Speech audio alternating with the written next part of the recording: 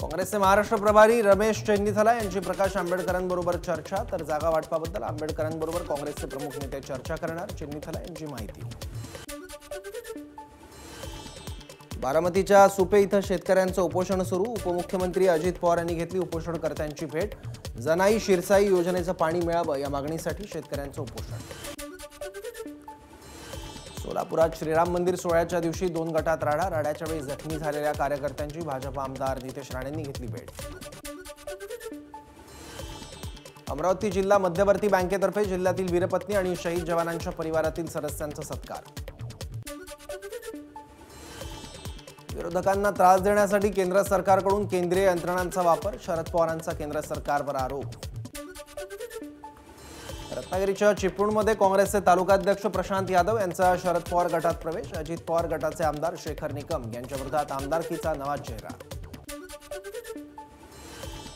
One खात्याचा दिनदर्शिकेत उपमुख्यमंत्री अजित पवारांच्या वडिलांचं नाव चुकवलं, चूक लक्षात आल्यावर अधिकाऱ्यांनी दिनदर्शिका परत मागवल्या।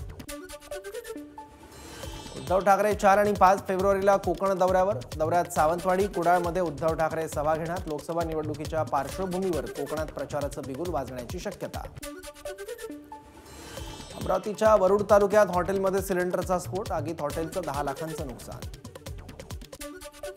भंडाऱ्याच्या लाखनी तालुक्यातील राजेगाव एमआयडीसीमध्ये हिंदुस्तान कंपोजिट्स कंपनीला भीषण आग, आगीमध्ये मशिनरीसह अन्य साहित्य जळून कोट्यवधींचं नुकसान।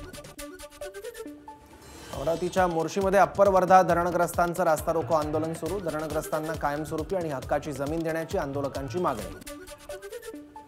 वर्ध्यामध्ये अंगणवाडी कर्मचाऱ्यांचा संप मागे, वर्धा जिल्हा परिषदेसमोर 53 दिवसांपासून सुरू असलेल्या राज्यव्यापी संपाची आज सांगता। अमरावतीच्या मोर्शीमध्ये अप्पर वर्धा प्रकल्पग्रस्तांची आत्महत्या, अप्पर वर्धा प्रकल्पग्रस्तांचं मोर्शी उपजिल्हा रुग्णालयाबाहेर रास्ता रोको आंदोलन।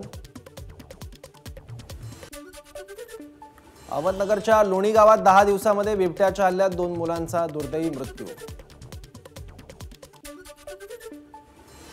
लातूरच्या वलांडी गावात अल्पवयीन मुलीवर लैंगिक अत्याचार, आरोपीला अटक, संतप्त गावकऱ्यांचा रास्ता रोको, तर महिलांनी कॅन्डल मार्च करत केला घटनेचा निषेध।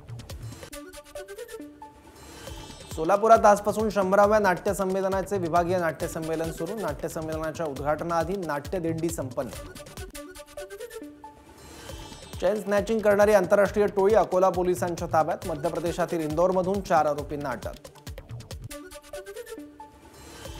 वाशिममध्ये समृद्धी महामार्गावर भरधाव कारची कंटेनरला धडक, अपघातात 1 जण ठार तर 1 जण जखमी।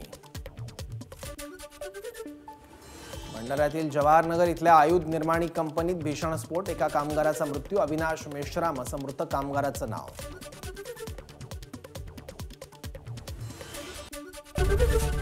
एबीपी माझा, उघडा डोळे बघा नीट।